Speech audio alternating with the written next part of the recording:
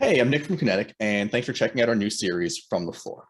One of our goals at Kinetic is improving the level of education in the industry. So we wanted to put out this series to highlight different brokers, to give some quick hitting tips or best practices, common mistakes, just general brokering advice. And today we're talking to Abby from Sage Freight. Abby, thanks again for being on. Want to do a quick intro? Yeah. Hey guys. Thanks, Nick. My name is Abby Hafenbredl, and I am the VP of Sales here at Sage Freight. We are a brokerage in Nashville, Tennessee, and I'm excited to be here. Perfect. Thanks a lot for being on. And today we wanted to talk about a few parts of the sales process, starting with this. How important is it to find a niche? Like, what's the value in that? All right. So I think it's very important to find a niche. One of the things I hear from customers a lot of the time is their biggest pet peeve is when they talk to a broker and they say they can do everything. They can go everywhere. That does not add any value to that specific shipper.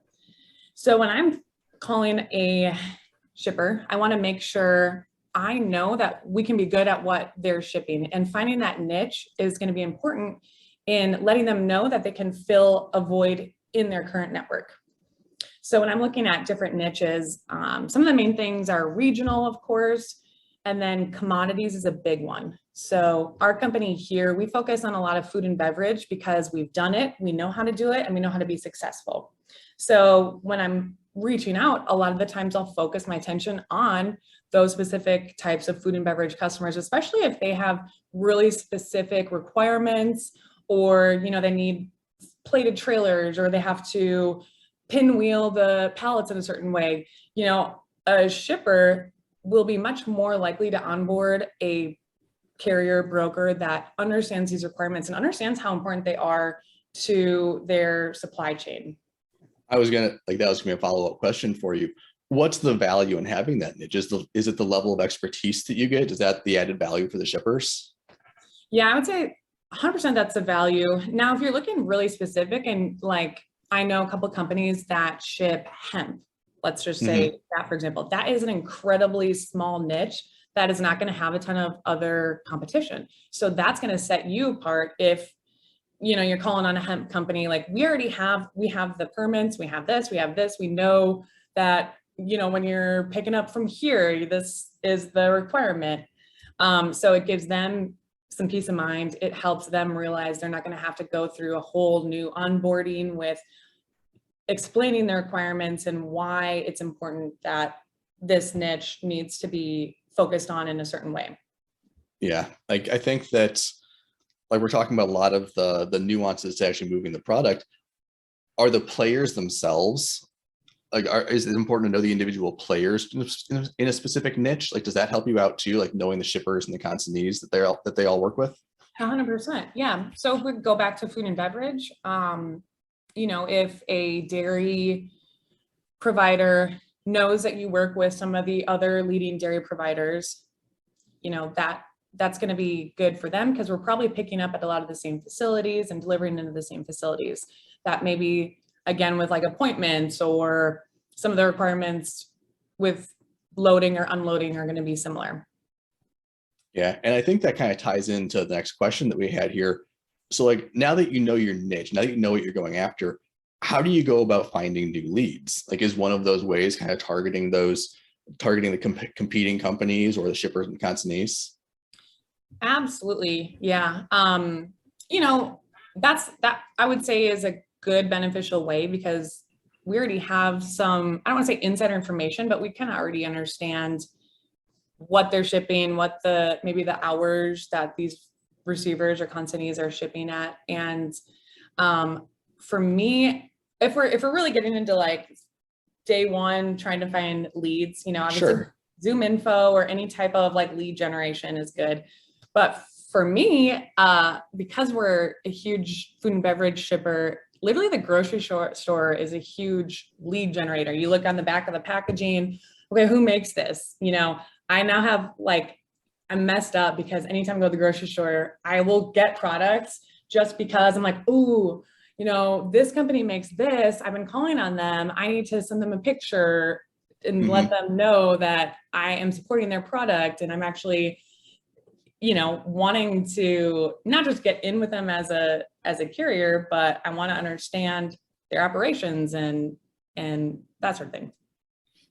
Yeah, I remember my first time trying to source leads. Someone told me to basically go onto like Petco's website and look at all the different brands of like dog food and pet supplies I could possibly come up with and use those as my leads. And like it worked reasonably well. What are there any other like sources of leads? We mentioned kind of Zoom info, going to the grocery store, competing products, like Google Maps. Like what else jumps to your head for just sourcing leads? Google Maps is good. I would say one that's underutilized, and it's harder because they're different, they're two different types of roles. But if you talk to your carrier ops people, have them talk to the drivers, like what customers are they shipping for? What customers do they like shipping for that matter? Especially if we're going back to the niche, like what customers are in that niche that are already hauling, we're already utilizing in our network for our customers in that same niche. I think that's a huge underutilized resource. And it's hard, like I said, because you have the salespeople, you have the carrier ops people. A lot of times those two people don't talk, and they might not see the value in telling us like, hey, one of our core carrier partners, their customer freight is such customer, and they probably need some help. Obviously you don't want to undercut anybody else or that whole I think that's, don't do any of that, but I think it's a really good tip actually. Yeah. Well, don't steal it. I mean, I don't broker freight anymore, so perfect. Yeah. So like we talked about this a little bit before the call today. Like I know you just went to Food Shippers. How important are conferences and trade shows for generating leads? I would say probably one of the most important, maybe not for generating leads, but for getting traction with the leads that you've already had a little bit of a warm intro to. Just because at conferences, you also have to be respectful. You don't want to go up to like, okay, I have 50 people, I'm going to just go up to all of them. They're also there to meet with their current carrier partners, and their schedules are usually insanely full. So, but once you do have that face-to-face, it's better than a sales meeting in the office. It's better than lunch. It's better than anything, because you get a deeper understanding of who they are as a person, and you can start to build an actual relationship. And these people, they want to work with people they like for the most part. You know what I mean? So they want to have that relationship too. And, a lot of times if you just email them or call them and try to have a conversation that way, well, they don't really know you. They don't really have any reason to want to work with you, because you're just another broker that get in line. I have a list of 50, but you have that face-to-face, you learn a little about their family, how many kids do they have, a little more personalized information, and you start to build just a friendship. That's huge. Yeah, I mean, we talk about how it's a relationship industry, and going to these conferences and getting that FaceTime, I agree, is hugely important. Until you get to that phase, though, when you're still in the cold calling phase, like this can be the really tough part. Yeah. These people get dozens of phone calls every day. How do you get them on the phone and willing to listen to you?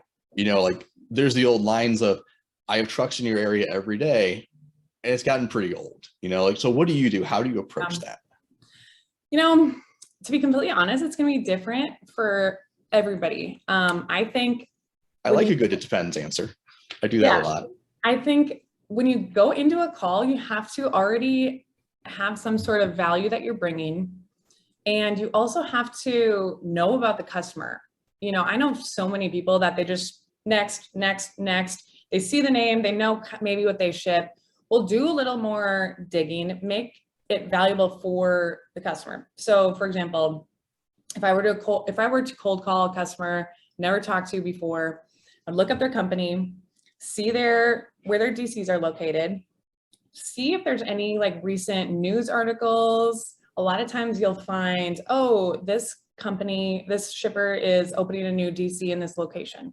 Okay, so now I have a little information that they might be interested to hear. Oh, yeah, I am opening a new DC. How can you help with that? So just have some sort of information already ready and prepared.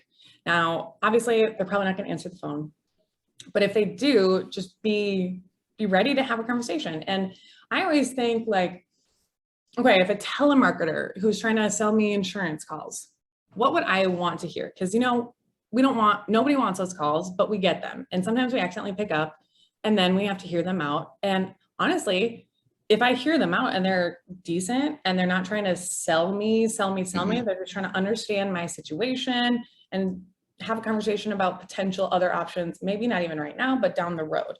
So that's what I think of before I even pick up the phone to call anybody, is just, okay, how can we be of value first? And then let's start off not giving a sales pitch, because I mean, you've probably gotten those. Hi, this is so-and-so calling about this. We are a company that does this. And at that point, I'm like, I'm trying to like butt in to say like, oh, but they just keep going. And then you just get mad. And then it's just like, then I don't even want to talk to them. And it's like, dude, get off the phone. Now you're just wasting my time. But if you start slow, you know, don't get into business right away. Start just like, you know, how's your day? I know you probably get a ton of these calls, and I apologize if you accidentally answer the phone, but here's who I am. I would just love to have a conversation because I noticed that you guys are putting in a new DC in Nashville, Tennessee, and we're actually based in Nashville and we have a large carrier base. So we would love, you know, if you needed any extra capacity in that area, just to have a conversation, see what you're looking for. If not, you know, I'd just love to continue the conversation at a later date when you might be. Yeah, I like what you mentioned about the research. I feel like it kind of plays into having that niche as well, because if you have that basis of industry knowledge that's really specific to their niche, like, does that help you like enter into those phone calls if you already know their commodity and their shippers and their consignees and the news about their industry?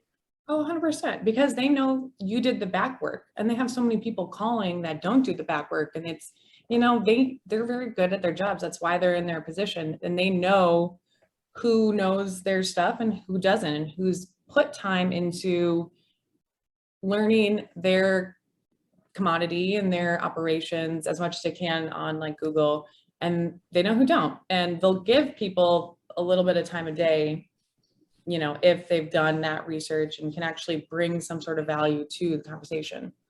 Yeah, I agree with you. They can sniff out that lack of knowledge in a second. And I'm really glad you brought up like having the niche and doing the research so you come into those conversations prepared. Like, that was all fantastic advice. I appreciate taking the time to talk today. We're intentionally keeping these short so that they're quick and digestible, but the industry is really nuanced. These are complicated subjects and there's always more to learn. Abby, if someone wants to reach out to you, how do they do it?